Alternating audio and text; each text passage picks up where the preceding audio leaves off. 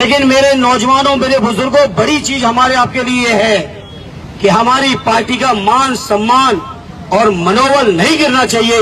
ये हम नौजवानों की जिम्मेदारी है। और नौजवानों, अगर आपने मनोबल गिरा लिया, हमने मनोबल गिरा लिया, तो सोचो अपने बुजुर्गों का क्या होगा। इसलिए पूरे मनोयोग के साथ मैं बधाई देता हूं आजमगढ़ के लोगों को। इतनी मजबूत, इतनी एकजुट पार्टी शायद उत्तर प्रदेश के किसी जिले में होगी जो आजमगढ़ के बीच है, जहां एक लोग, अगर बात करो तो 1972 से या 2022 में खड़े हो, 50 साल का राजनीतिक अनुभव लेकर चलने वाले आरडी बलराम यादव जी ने पूरा समय दिया, चुनाव लड़ाया बीमारी के बावजूद। 5 बार के विधायक, 4 बार के सांसद आरडी रमाकांत जी खड़े हैं। इन्होंने परवाह नहीं की अपने पद की, न चुनाव की, और मुझे चुनाव लड़ाने का काम किया। मैं आरडी रमाकांत जी का धन्यवाद देता हूं। आरडी दुर्गा यादव जी का, जो लगातार सदर सीट से 9 बार से विधायक हैं, उम्र में हमसे बहुत बड़े हैं, अनुभव में हमसे बहुत बड़े हैं, लेकिन मुझे अपना भाई और नेता मान के उन्होंने मुझे चुनाव लड़ाया। आरडी आलमबदी जी, जिनको सुनने में भी दिक्कत होती है, लेकिन बावजूद इसके इस उम्र में उन्होंने चुनाव लड़ाने में कोई कसर नहीं की। हमारे साथ खड़े भाई पटेल जी, संग्राम भाई से लेके जितने हमारे साथी 10 के 10 विधायक, एमएलसी, हमारे लीडर ऑपोजिशन लाल बिहारी जी, जिन्होंने कभी पद की गरिमा की चिंता किए बिना मेरी राजनीति आगे बढ़ाने में उन्होंने पूरा योगदान दिया है। ये मौका है साथियों सब लोगों को जिनका योगदान है, सबका आभार व्यक्त करने का। ये मौका परेशान होने का नहीं है। हाँ, ये चुनाव जो हारे हैं, जो हराया गया है, मैं मीडिया के लोगों के बीच कह के आया हूं और अपने कार्यकर्ता साथियों के बीच भी कहूंगा, ये चुनाव आपको हराया गया है भारतीय जनता पार्टी, बहुजन समाज पार्टी, उत्तर प्रदेश की सरकार, आजमगढ़ का प्रशासन, सबके गठबंधन के बाद आपको 4,500 से हरा पाए हैं। सोचो, इन सब में गठबंधन था और कोई नहीं कह सकता। मैं इस मौके पर मैंने चुनौती दी मीडिया के बीच जाके, अगर बहुजन समाज पार्टी की राष्ट्रीय अध्यक्ष बहन कुमारी मायावती जी में हिम्मत और क्षमता थी तो आजमगढ़ की वोटिंग से पहले एनडीए के उम्मीदवार का समर्थन करके दिखा देती, तो आजमगढ़ के लोग बता देते उन्हें। लेकिन मैं इस मौके पर अपने माइनॉरिटी के भाइयों आपसे कहूंगा, हम समाजवादियों की कितनी परीक्षा लोगे और कब तक ये भारतीय जनता पार्टी और बहुजन समाज पार्टी के गठबंधन के बीच गुमराह होते रहोगे। मैंने चुनाव के दौरान भी कहा, फिर दोहराता हूं, ये भारतीय जनता पार्टी की बी टीम बनके बहुजन समाज पार्टी ने काम किया और आपके वोटों में डेंट करने का पूरा टेंडर लेके ये बहुजन समाज पार्टी के नेता और यहाँ के उम्मीदवार लगे हुए थे। इसलिए मैं इस मौके पर कहना चाहता हूं, अपने माइनॉरिटी के लोगों के बीच कम से कम मेरी हाथ से ही सबक ले लो। उत्तर प्रदेश के अंदर कोई भारतीय जनता पार्टी से लड़ रहा है और कोई लड़ेगा तो केवल और केवल समाजवादी पार्टी और उसके नेता माननीय अखिलेश यादव जी।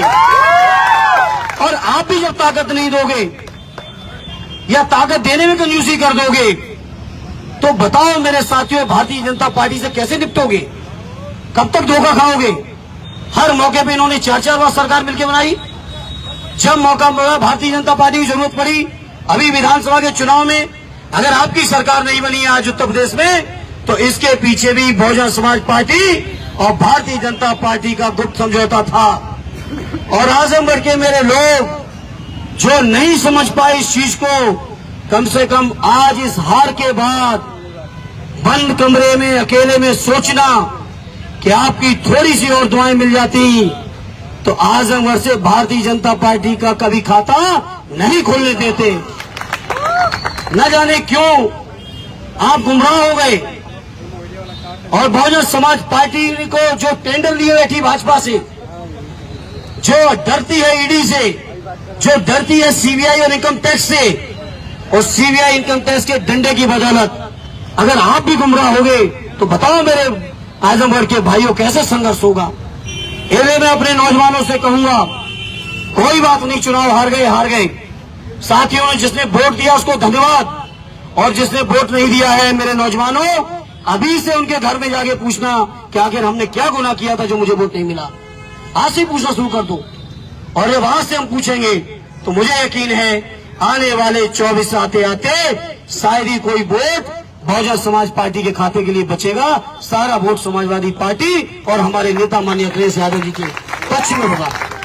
इसलिए मैं आजमगढ़ के भाइयों, केवल 14 दिन का चुनाव लड़ा, नामांकन के आखिरी समय आप सबने फैसला लिया, राष्ट्रीय अध्यक्ष जी ने फैसला लिया, जितनी मेहनत हो सकती थी, संभव हो सकती थी, वो की गई। इसलिए इस मौके पर अपने नेताओं को, पार्टी के अपने राष्ट्रीय अध्यक्ष जी से लेके, पूज्य नेताजी से लेके, आली आजम साहब, आली प्रोफेसर साहब से लेके जितने भी लोग आए थे, आगे स्वामी प्रसाद मौर्य जी रहने आए, आली अबू आसिम साहब अपना पूरा मुंबई का काम छोड़ के हमारे चुनाव में पड़े थे, और आजमगढ़ के रहने वाले सभी नेता थे ही। आसपास के लोग, आली राम गोविंद चौधरी जी जिनका स्वास्थ्य खराब था, वो भी कम से कम हमारे चुनाव के दौरान उन्होंने एक दिन भी बिना नागा किए रात दिन आजमगढ़ के लोगों के बीच बने रहे। मैं आरडी ओम प्रकाश राजभर जी का, भाई संजय चौहान जी का, दारा चौहान जी से लेके भाई जैन चौधरी जी जो मेरठ और बागपत से चल के हमारे लिए समर्थन जुटाने आए थे, अपने सभी पार्टी के नेताओं का, गठबंधन के नेताओं का भी मैं हृदय से आभार व्यक्त करता हूं, धन्यवाद देता हूं। और मैं उम्मीद करता हूं कि आने वाले समय में माननीय अखिलेश यादव जी के नेतृत्व में ये हमारी समाजवादी पार्टी बहुत मजबूती के साथ चलेगी और मजबूती के साथ उभर के आएगी, और 24 में भारतीय जनता पार्टी की सरकार को हम लोग उखाड़ फेंकने में कोई कसर नहीं रखेंगे। ये मैं आपको उम्मीद और भरोसा लेके आया हूं। मैं उम्मीद करता हूं जितने भी हमारे विधायक हैं, पूजा सरोज जी का से लेके सभी लोगों का, बेचई भाई से लेके भाई हमारे राजभर जी दीदारगंज से लेके जितने साथी हैं, कमला जी से लेके बहुत सारे हम नाम लेंगे तो हजारों की तादाद में है। इन्हें जिन साथियों का नाम न ले पाए वो बुरा न मानेंगे। मैं उम्मीद करता हूं चुनाव हम जरूर हारे हैं, हम हिम्मत कतई नहीं हारे, न हारेंगे साथियों। और मुझे इस बात का फक्र है, हर चुनाव नहीं जीता जाता है, न हर चुनाव कोई पार्टी जीत पाती है। सब लोग हार चुके हैं, हर पार्टी हारी है। चलो कोई बात नहीं, लेकिन आज से ही मैं अपने साथियों से। आपने अभी तक हमारा चैनल सब्सक्राइब नहीं किया तो अभी सब्सक्राइब करें और बेल आइकॉन को क्लिक करके हमारी लेटेस्ट वीडियोस के बारे में अपडेट जानें।